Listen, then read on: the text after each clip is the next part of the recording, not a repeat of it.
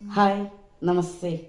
ഒരു യോഗിയുടെ ആത്മകഥ, അധ്യായം 18. അത്ഭുതങ്ങൾ പ്രവർത്തിക്കുന്ന മുസ്ലിം ഫക്കീർ. നീ ഇപ്പോൾ താമസിക്കുന്ന ഇതേ മുറിയിൽ വെച്ച് വർഷങ്ങൾക്ക് മുമ്പ് ഒരു മുസ്ലിം ഫക്കീർ എൻ്റെ മുമ്പിൽ 4 അത്ഭുതങ്ങൾ കാട്ടി. എൻ്റെ പുതിയ താമസ സ്ഥലം ആദ്യമായി സന്ദർശിച്ചപ്പോഴാണ് ശ്രീ യുക്തേശ്വരൻ ഈ പരാമർശം നടത്തിയത്. ശ്രീരാമപുരത്തെ കോളേജിൽ ചേർന്നയുടനെ അടുത്ത് പന്തി എന്നു പേരുള്ള ഒരു വിടുതി വീട്ടിൽ ഞാൻ ഒരു മുറിയെടുത്തിരുന്നു. അത് ഗംഗയ്ക്ക് അഭിമുഖമായി വച്ച പഴയ രീതിയിലുള്ള ഒരു ഇഷ്ടിക കെട്ടിടമായിരുന്നു. ഗുരുദേവ, എന്തൊരു യാദൃശ്ചികത! പുതുതായി അലങ്കരിച്ച ഈ ഭിത്തികൾ ഓർമ്മകൾ കൊണ്ട് വാസ്തവത്തിൽ പുരാതനമാണോ? ലളിതമായി ഒരുക്കിയ എൻ്റെ മുറിക്കു ചുറ്റും ഞാൻ ഉണർന്ന കൗതുകത്തോടെ നോക്കി. അത് ഒരു നീണ്ട കഥയാണ്. ഓർമ്മകൾ പുതുക്കിക്കൊണ്ട് ഗുരുദേവൻ പുഞ്ചിരിച്ചു. ആ ഫക്കീറിൻ്റെ പേര് അഫ്സൽ ഖാൻ എന്നായിരുന്നു. അപ്രതീക്ഷിതമായി കണ്ടുമുട്ടിയ ഒരു ഹിന്ദു യോഗിയിൽ നിന്നാണ് അയാൾ തൻ്റെ അസാധാരണ സിദ്ധികൾ നേടിയത്. മകനെ, എനിക്ക് ദാഹിക്കുന്നു, കുറച്ചു വെള്ളം കൊണ്ടുവന്നു തരൂ. കിഴക്കൻ ബംഗാളിലെ ഒരു ചെറിയ ഗ്രാമത്തിൽ വെച്ച് തൻ്റെ ബാല്യകാലത്ത് ഒരു ദിവസം പൊടിയിൽ കുളിച്ച ഒരു സന്യാസി അഫ്സലിനോട് ഇങ്ങനെ അപേക്ഷിച്ചു: ഗുരു, ഞാൻ ഒരു മുസ്ലിം ആണ്. ഒരു ഹിന്ദുവായ അങ്ങ് എൻ്റെ കൈകളിൽ നിന്ന് എങ്ങനെ ജലപാനം സ്വീകരിക്കും? നിന്റെ സത്യസന്ധത എന്നെ സന്തോഷിപ്പിക്കുന്നു കുഞ്ഞെ. ഈശ്വരനു നിരക്കാത്ത വിഭാഗീയതയുടെ ഭ്രഷ്ടാചാരം ഞാൻ മാനിക്കുന്നില്ല. നീ പോയി വേഗം എനിക്ക് വെള്ളം കൊണ്ടുവരൂ. അഫ്സലിൻ്റെ ആദരവോടു കൂടിയ അനുസരണയ്ക്ക് യോഗിയിൽ നിന്ന് സ്നേഹപൂർവമായ ഒരു കടാക്ഷം ലഭിച്ചു. കഴിഞ്ഞ ജന്മങ്ങളിൽ നിന്നുള്ള നല്ല കർമ്മഫലങ്ങൾ നിനക്കുണ്ട്, അദ്ദേഹം ഗൗരവത്തോടെ പറഞ്ഞു. അദൃശ്യമായ മണ്ഡലങ്ങളിലൊന്നിൽ നിനക്ക് ആധിപത്യം നൽകുന്ന ഒരു യോഗവിദ്യ ഞാൻ നിന്നെ പഠിപ്പിക്കാൻ പോകുകയാണ്. നിനക്കു ലഭിക്കാൻ പോകുന്ന മഹത്തായ സിദ്ധികൾ നല്ല കാര്യങ്ങൾക്ക് ഉപയോഗിക്കാവൂ. സ്വാർത്ഥതയ്ക്കായി അവ ഒരിക്കലും ഉപയോഗിക്കരുത്. കഷ്ടം, മുജ്ജന്മങ്ങളിൽ നിന്ന് ചില വിനാശകരമായ വാസനകൾ നീ കൊണ്ടുവന്നിട്ടുണ്ടെന്ന് ഞാൻ മനസ്സിലാക്കുന്നു.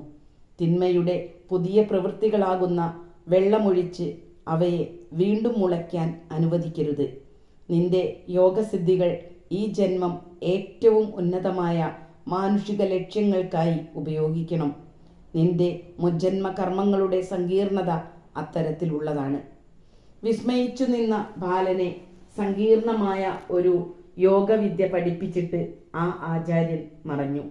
20 കൊല്ലക്കാലം അഫ്സൽ ആ യോഗവിദ്യ ആത്മാർത്ഥമായി അഭ്യസിച്ചു. അയാളുടെ അത്ഭുത പ്രകടനങ്ങൾ നാനാദിക്കിൽ നിന്നും ആളുകളുടെ ശ്രദ്ധ ആകർഷിക്കാൻ തുടങ്ങി. അയാളുടെ കൂടെ എപ്പോഴും അശരീരിയായി ഒരു ആത്മാവ് ഉണ്ടായിരുന്നുവെന്നു തോന്നുന്നു. ഹസ്രത്ത് എന്നായിരുന്നു അയാൾ അതിനെ വിളിച്ചിരുന്നത്. ഈ സത്വത്തിന് ഫക്കീറിൻ്റെ ഏതു ചെറിയ ആഗ്രഹം പോലും നിറവേറ്റാൻ കഴിഞ്ഞിരുന്നു. തൻ്റെ ഗുരുവിൻ്റെ മുന്നറിയിപ്പ് അവഗണിച്ചുകൊണ്ട് അഫ്സൽ തൻ്റെ സിദ്ധികൾ ദുർവിനിയോഗം ചെയ്യാൻ തുടങ്ങി. അയാൾ എടുത്തു നോക്കിയിട്ട് തിരിച്ചു വയ്ക്കുന്ന ഏതൊരു വസ്തുവും ഒരടയാളം പോലും ശേഷിപ്പിക്കാതെ ഉടൻ അപ്രത്യക്ഷമാകും. ഈ അസുഖകരമായ ഭവിഷ്യത്ത് മിക്കപ്പോഴും അയാളെ ഒരു അസ്വീകാര്യനായ അതിഥിയാക്കി. അയാൾ കൽക്കത്തയിലെ വലിയ ആഭരണശാലകൾ രത്നങ്ങൾ വാങ്ങാനെന്ന മട്ടിൽ ഇടയ്ക്കിടെ സന്ദർശിച്ചു. അയാൾ എടുത്തു നോക്കിയ ഏതു ആഭരണവും അയാൾ പോയി അല്പം കഴിഞ്ഞ് അപ്രത്യക്ഷമാവുകയായി. അഫ്സലിൻ്റെ രഹസ്യങ്ങൾ പഠിക്കാമെന്ന പ്രതീക്ഷയാൽ ആകർഷിതരായ പരശതം വിദ്യാർത്ഥികൾ അയാളുടെ ചുറ്റും ഉണ്ടാവും. ചിലപ്പോൾ അവരെ തന്നോടൊപ്പം യാത്ര ചെയ്യാൻ അയാൾ ക്ഷണിക്കും. റെയിൽവേ സ്റ്റേഷനിൽ വെച്ച് ഏതാനും ടിക്കറ്റുകൾ അയാൾ എങ്ങനെയെങ്കിലും തൊടും. ഞാൻ എൻ്റെ മനസ്സു മാറ്റി, ഇപ്പോൾ അവ വാങ്ങുന്നില്ല എന്നു പറഞ്ഞുകൊണ്ട് ടിക്കറ്റ് ക്ലാർക്കിന് അവ തിരിച്ചു കൊടുക്കാൻ നീക്കിവെക്കും. പക്ഷേ അഫ്സൽ തൻ്റെ പരിവാരവുമായി തീവണ്ടിയിൽ കയറുമ്പോൾ അയാളുടെ കൈവശം ആവശ്യമുള്ളത്ര ടിക്കറ്റുകൾ ഉണ്ടായിരിക്കും. ഈ സാഹസങ്ങൾ രോഷാകുലമായ ഒരു എതിർപ്പ് സൃഷ്ടിച്ചു. ബംഗാളി രത്നവ്യാപാരികളും ടിക്കറ്റ് വിൽപ്പനക്കാരും ഒരു മാനസികമായ തകർച്ചയിൽപ്പെട്ടു. അഫ്സലിനെ അറസ്റ്റ് ചെയ്യാൻ ശ്രമിച്ച പോലീസുകാർ നിസ്സഹായരായി. ഹസ്രത്ത് ഇതെടുത്തു മാറ്റൂ എന്നു മാത്രം പറഞ്ഞ് ആ ഫക്കീറിന് തന്നെ അപരാധിയാക്കാൻ ഉപകരിക്കുന്ന തെളിവുകളെല്ലാം നീക്കം ചെയ്യുവാൻ കഴിയുമായിരുന്നു. ശ്രീ യുക്തേശ്വരൻ ഇരിപ്പിടത്തിൽ നിന്ന് എഴുന്നേറ്റ് ഗംഗയ്ക്ക് അഭിമുഖമായി ബാൽക്കണിയിലേക്കു നടന്നു. ആ മുസ്ലിമിൻ്റെ അത്ഭുത കഥകൾ കേൾക്കാൻ ആകാംക്ഷയോടെ ഞാൻ പിന്നാലെ കൂടി. ഈ പന്തീഗൃഹം മുമ്പ് എൻ്റെ ഒരു സ്നേഹിതൻ്റെ വകയായിരുന്നു. അഫ്സലിനെ പരിചയപ്പെട്ടപ്പോൾ അദ്ദേഹം അയാളെ ഇവിടേക്ക് വിളിച്ചു. എൻ്റെ സ്നേഹിതൻ ഞാൻ ഉൾപ്പെടെയുള്ള 20ഓളം അയൽക്കാരെയും ക്ഷണിച്ചു.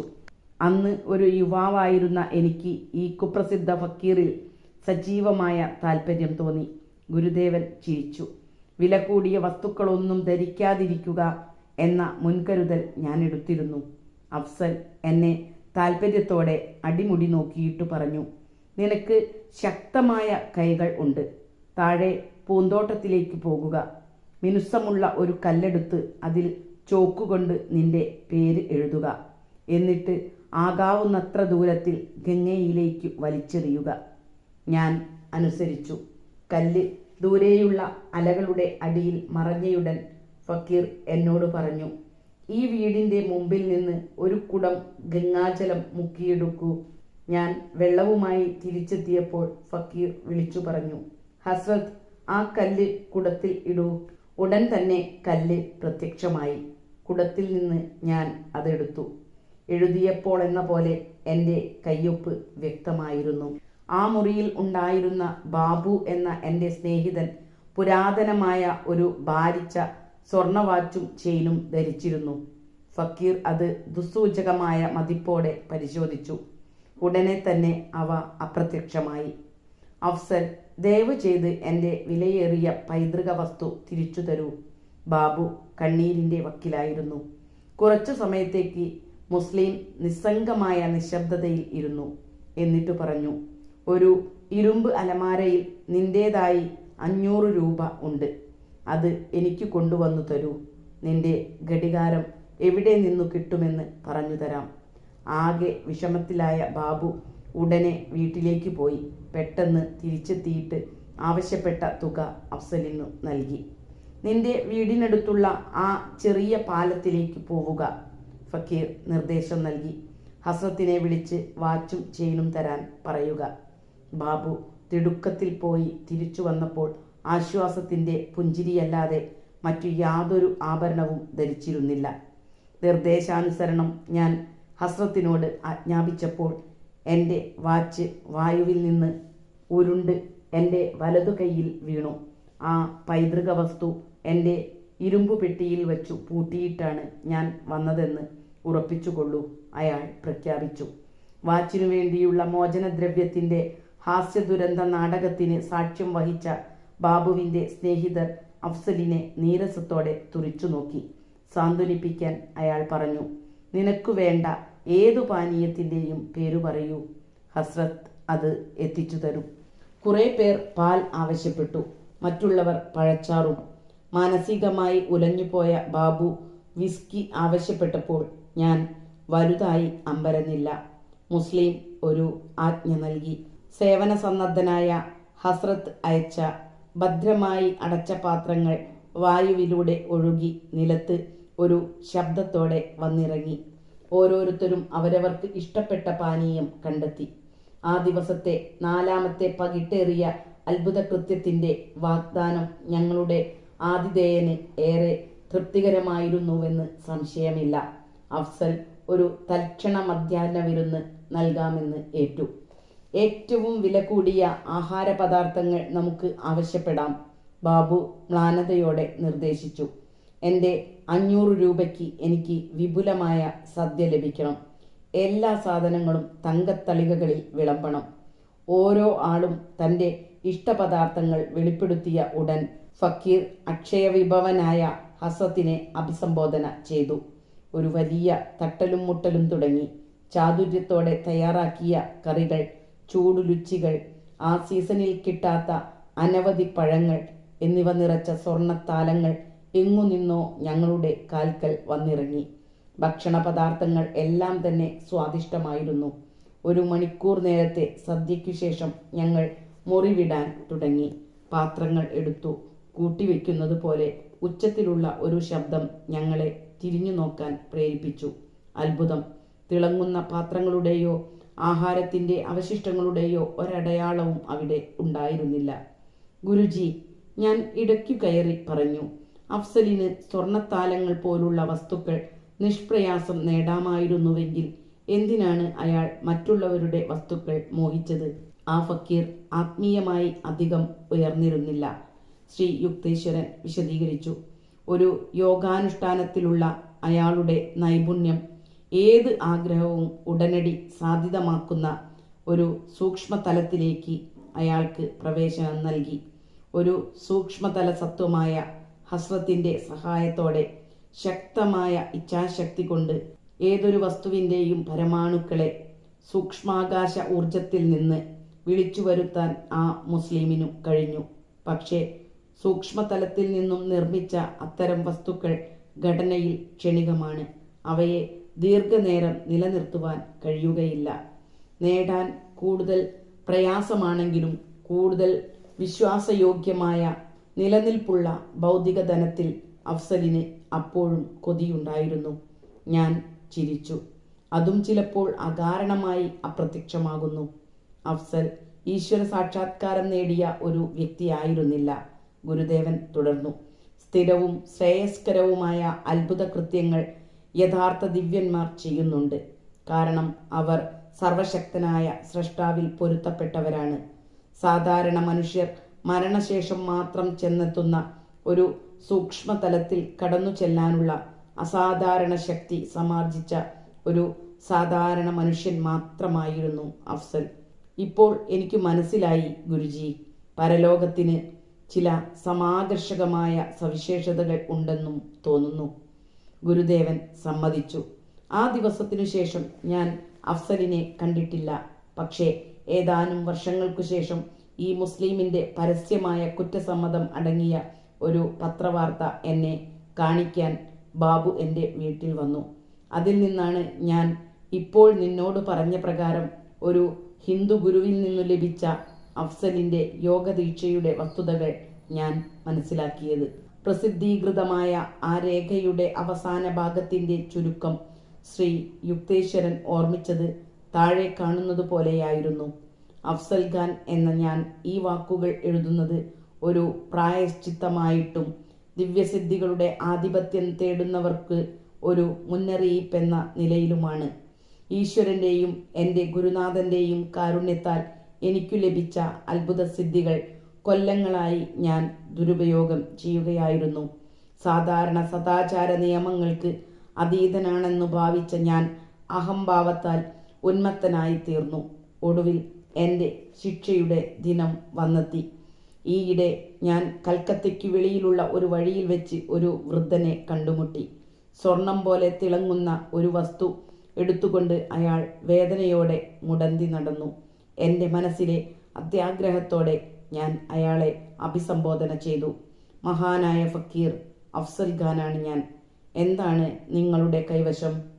ഈ സ്വർണഗോളമാണ് എൻ്റെ ആകെയുള്ള സമ്പത്ത്. ഒരു ഫക്കീറിന് അതിൽ യാതൊരു താല്പര്യവും ഉണ്ടാവാനിടയില്ലല്ലോ പ്രഭു. എൻ്റെ മുടന്ത് ഭേദമാക്കാൻ ഞാൻ അങ്ങയോട് യാചിക്കുന്നു. ഞാൻ ആ ഗോളത്തിൽ ഒന്ന് തൊട്ടിട്ട് ഉത്തരമൊന്നും പറയാതെ നടന്നു നീങ്ങി. വൃദ്ധൻ എൻ്റെ പിന്നാലെ മുടന്തി വന്നു. പെട്ടെന്ന് അയാൾ ഉച്ചത്തിൽ കരഞ്ഞുകൊണ്ട് വിളിച്ചു പറഞ്ഞു, എൻ്റെ സ്വർണം പോയേ. ഞാൻ ശ്രദ്ധിക്കാതെ നടന്നപ്പോൾ പെട്ടെന്ന് ആ കൃശശരീരത്തിനു ചേരാത്ത പ്രൗഢഗംഭീരമായ ഒരു സ്വരത്തിൽ അയാൾ പറഞ്ഞു, നീ എന്നെ തിരിച്ചറിയുന്നില്ലേ? ഞാൻ മിണ്ടാനാവാതെ നിന്നുപോയി. ഒട്ടും മതിപ്പുളവാക്കാത്ത ഈ വൃദ്ധമുടന്തൻ വളരെ വളരെ കാലം മുമ്പ് എനിക്കു യോഗദീക്ഷ തന്ന മഹാനായ പുണ്യാത്മാവായിരുന്നു. താമസിച്ചു പോയ എൻ്റെ തിരിച്ചറിവിൽ ഞാൻ അമ്പരന്നു പോയി. അദ്ദേഹം നിവർന്നു നിന്നു.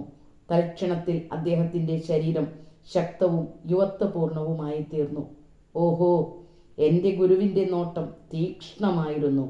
നിന്റെ ദിവ്യശക്തികൾ കഷ്ടപ്പെടുന്ന മനുഷ്യരാശിയെ സഹായിക്കാനല്ല, പകരം ഒരു സാധാരണ തസ്കരനെ പോലെ അവരിൽ നിന്ന് പിടിച്ചു പറിക്കാനാണ് നീ ഉപയോഗിക്കുന്നതെന്ന് എൻ്റെ സ്വന്തം കണ്ണുകൾ കൊണ്ട് ഞാൻ കണ്ടു. നിന്റെ രഹസ്യസിദ്ധികൾ ഞാൻ തിരിച്ചെടുക്കുന്നു. ഹസ്രത്തിനെ നിന്നിൽ നിന്ന് മോചിപ്പിച്ചിരിക്കുന്നു. ഇനിമേൽ നീ ബംഗാളിൽ ഒരു പേടി സ്വപ്നമായിരിക്കുകയില്ല. ഞാൻ വെപ്രാളത്തിൻ്റെ സ്വരത്തിൽ ഹസ്രത്തിനെ വിളിച്ചു. അവൻ എൻ്റെ അന്തർനേത്രത്തിൽ നിന്നും ഇതാദ്യമായി അപ്രത്യക്ഷനായി. പക്ഷേ ഒരു ഇരുണ്ട മൂടുപടം പെട്ടെന്ന് ഉയർന്നു. എൻ്റെ ജീവിതത്തിലെ ഈശ്വരനിന്ദ ഞാൻ വ്യക്തമായി കണ്ടു. എൻ്റെ ഗുരുദേവ, എൻ്റെ ദീർഘകാലത്തെ മിഥ്യാബോധത്തെ ഇല്ലായ്മ ചെയ്യാൻ വന്നെത്തിയതിന് ഞാൻ അങ്ങയെ പ്രണമിക്കുന്നു. ഞാൻ അദ്ദേഹത്തിൻ്റെ പാദങ്ങളിൽ വീണു കീഴുകയായിരുന്നു. എൻ്റെ കഴിഞ്ഞ കാലത്തെ തിന്മകൾക്ക് പ്രായശ്ചിത്തമായി ഞാൻ ഈശ്വരനിൽ ഏകാന്ത ധ്യാനത്തിനായി പർവ്വതാന്തരങ്ങളിലേക്ക് പോകും. എൻ്റെ ഗുരുനാഥൻ നിശബ്ദമായ കാരുണ്യത്തോടെ എന്നെ നോക്കി. നിന്റെ ആത്മാർത്ഥത എനിക്ക് ബോധ്യമാകുന്നുണ്ട്, അദ്ദേഹം പറഞ്ഞു. ആദ്യകാലങ്ങളിലെ നിന്റെ കണിശമായ അനുസരണയും ഇപ്പോഴത്തെ പാശ്ചാത്താപവും കാരണം ഞാൻ നിനക്ക് ഒരു വരം തരാം. നിന്റെ മറ്റു ശക്തികൾ ഇപ്പോൾ പോയി കഴിഞ്ഞു. പക്ഷേ ആഹാരവും വസ്ത്രവും വേണ്ടപ്പോഴെല്ലാം അവ നൽകാൻ നീ ഹസ്രത്തിനെ വിളിച്ചാൽ അവൻ അവ നൽകും. മാമലകളുടെ ഏകാന്തതയിൽ ഈശ്വര ജ്ഞാനത്തിന് നീ ഹൃദയപൂർവം സ്വയം സമർപ്പിക്കൂ. എന്നെ കണ്ണീരിലും പുനർവിചിന്തനത്തിലും ആഴ്ത്തിയിട്ട് എൻ്റെ ഗുരുനാഥൻ അപ്രത്യക്ഷനായി. ലോകമേ സ്വസ്തി. വിശ്വപ്രിയൻ്റെ മാപ്പു തേടാൻ ഞാൻ പോകുന്നു.